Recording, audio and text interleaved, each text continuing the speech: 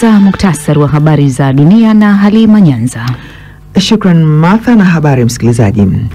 Rais wa Marekani Donald Trump amesisitiza kuwa ameweka shinikizo zaidi kwa Urusi na Ukraine kufikia makubaliano ya amani. Rais Trump pia amelaani shambulio la Jumatano usiku lililofanywa katika mji mkuu wa Ukraine Kyiv na kuua watu 12, lakini pia amemlaumu rais wa Ukraine Volodymyr Zelensky kwa kuwa kikwazo cha kupatikana amani. Wamekuwa wakipigana, wamepoteza eneo lao. Tutafanya kadri tunavyoweza kushirikiana na Ukraine. Tutajitahidi tuwezavyo. Wamepoteza eneo lao kwa kiasi kikubwa. Unaposema Crimea, hiyo ilikabidhiwa wakati wa kipindi cha rais aliyeitwa Hussein Obama. Hiyo hainihusu. Crimea ilikuwa ni miaka 11 na Obama. Walifanya maamuzi na hakukuwa na mapigano. Hakukuwa na chochote. Walikabidhiana tu. Sasa unasema unaweza kuyarejea. Nafikiri hilo litakuwa ni jambo gumu kulifanya. Hayo yalifanywa na Barack Obama alipokuwa rais na sio Donald Trump. Barack Obama when he was president, not by Donald Trump. Shirika la madaktari wasio na mipaka MSF limesema mfanyakazi wake mmoja ameuawa kwa kupigwa risasi na mshambuliaji aliyekuwa amevaa sare mashariki mwa Jamhuri ya Kidemokrasia ya Kongo. Mfanyakazi mwingine wa MSF aliuawa wakati wa mapigano kati ya waasi wa M23 na wanamgambo wanaoungwa mkono na serikali. Vifo vyote hivyo vimetokea katika mji wa Masisi, jimboni Kivu Kaskazini, ambako kumekuwa na mapigano makali tangu M23 walipofanya mashambulizi mapya. Mwanamume mmoja mwenye asili ya Rwanda amekamatwa nchini Marekani kwa madai ya kuhusika na mauaji ya kimbari ya mwaka 1994. Faustin Nsabumukunzi ambaye alihamia Marekani mwaka 2003 anashtakiwa kwa kuficha ushiriki wake katika mauaji hayo na kutoa taarifa za uongo kuingia Marekani kama mkimbizi na baadaye kuomba ukazi na wa kudumu na uraia. Zaidi na Shadrack Mansasu.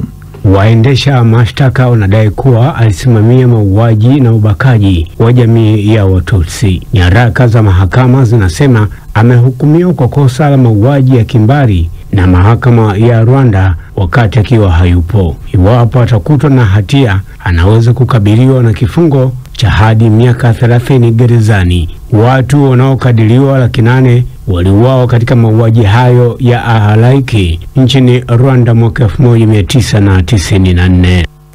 Na timu ya madaktari inayomtibu rais wa zamani wa Brazil Jair Bolsonaro imesema hali yake imedhoofika baada ya kufanyiwa upasuaji wa matumbo.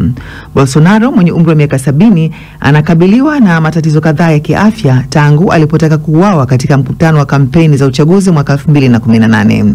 Siku ya Jumatano kiongozi huyo alitakiwa mahakamani kuwasilisha utetezi wake dhidi ya mashtaka na mkabili ya kupanga mapinduzi ya kijeshi dhidi ya Rais Lula da Silva. Hii ni BBC.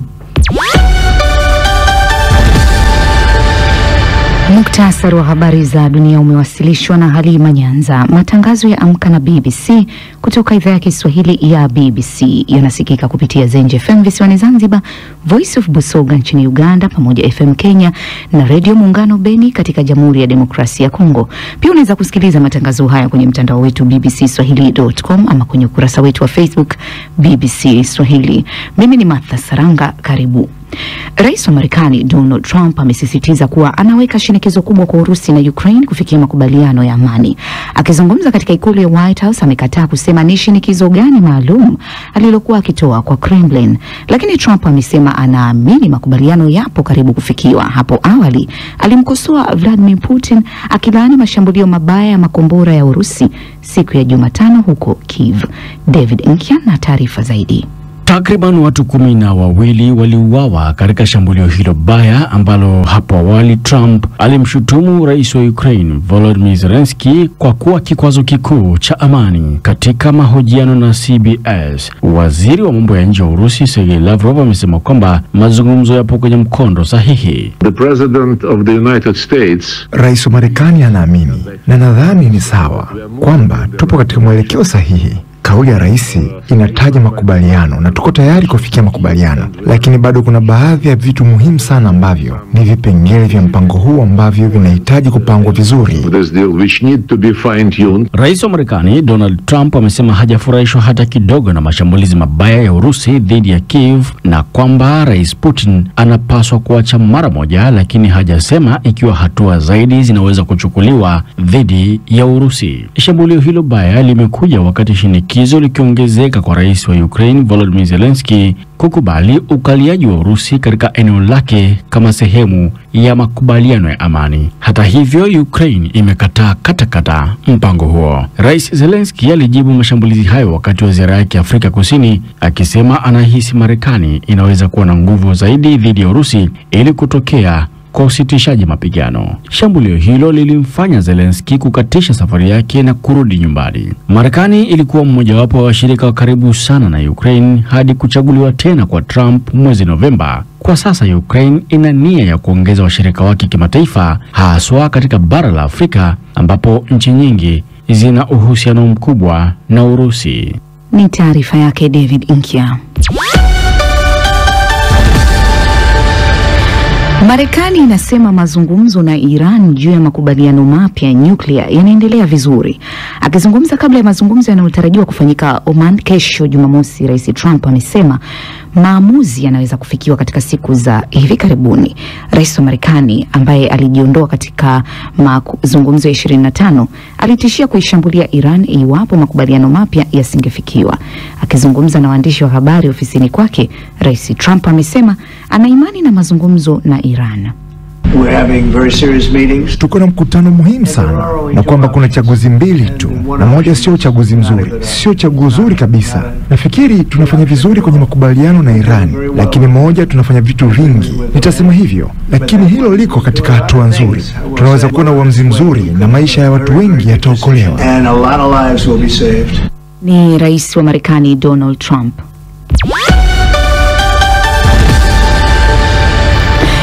Kitu kilichoonekana kama mwiko nchini China, kufanyiwa upasuaji kwa ajili ya urembo, kimezidi kuwa maarufu ndani ya muongo mmoja uliopita. Ukichochewa na mitandao ya kijamii, kupendeza kunaonekana kama kitu muhimu kwenye mafanikio yanayotokana na ajira.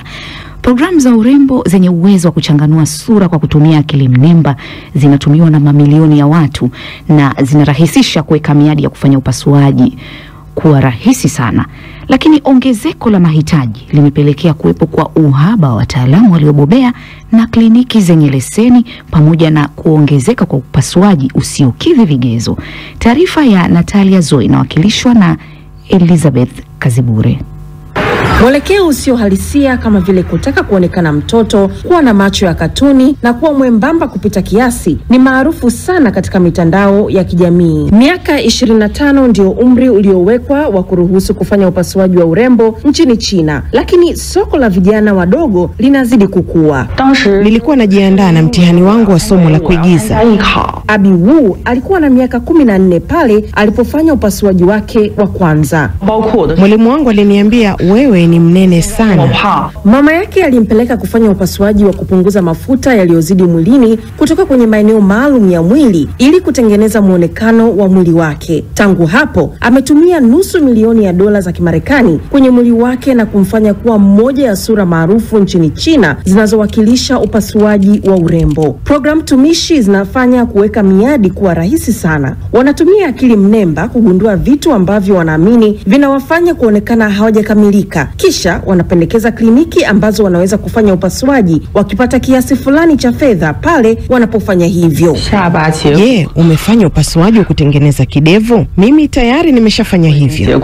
Lakini ongezeko la uhitaji limesababisha kuwepo na upungufu wa wataalamu wa upasuaji wa aina hii. Pia ongezeko la shughuli za upasuaji ambazo sio sahihi.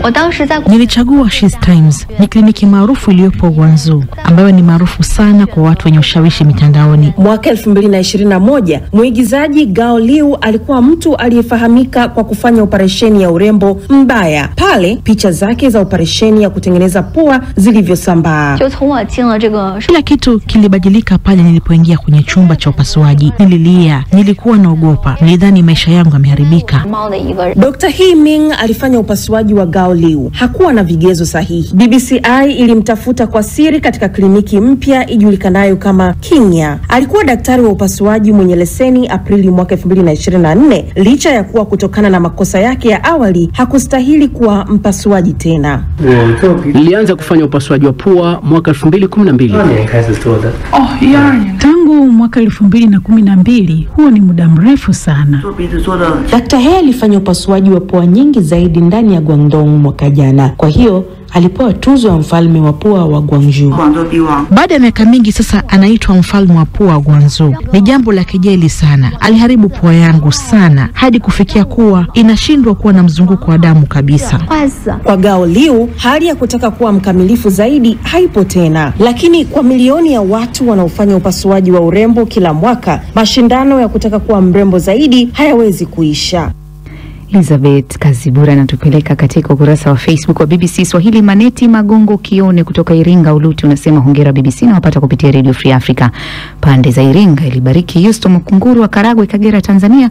Kwa sasa ukiwa Mtwara unasikiliza matangazo haya Amka na BBC kupitia mtandao wa kijamii ni Facebook. Lord God Mtui wa Temeke Dar es Salaam unasema tuko sambamba na Amka na BBC. Jafari Kopo kutoka Moshi Tanzania unatupata vyema kabisa kutoka mjini Moshi. Na sasa tuelekee viwanjani kwake Shadrack Mwansasu. Shukrani Saranga. Ni kwamba shirikisho la soka barani Ulaya kwa maana UEFA kwa sasa lipo kwenye mikakati ya kufanya mabadiliko matatu muhimu kwenye ligi ya mabingwa Ulaya msimu ujao kwa mwaka 2025-26. Kwenye mashindano hayo ya ligi ya mabingwa Ulaya huenda kukawa na kanuni tatu mpya katika marekebisho ya mashindano hayo.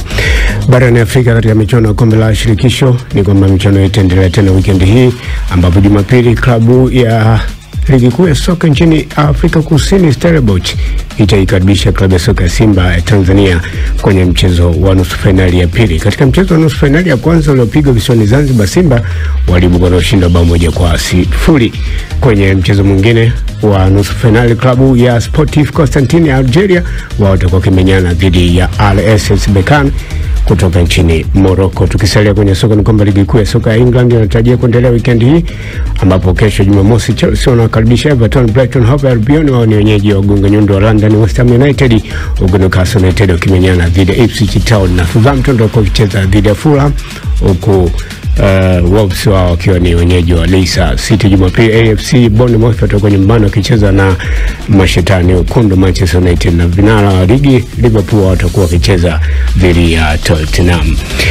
Mchezaji bora mshambuliaji katika msimu kadhaa klabu ya soka ya Uingereza Leicester City Jamie Vardy anatarajia kuondoka klabuni hapo mwishoni mwa msimu huu na ataacha historia kubwa katika klabu hiyo akiwa ameitumikia vyema ndani ya miaka 13. Aliwezesha klabu hiyo kunyakua taji la ligi akifunga mabao 198 akiwa na The Fox ndani ya dimba la King Power na ugenini pia akitumia nafasi ya kucheza katika timu ya taifa England na akicheza michezo 26 na pia akisaidia Leicester City kushinda kombe la FA.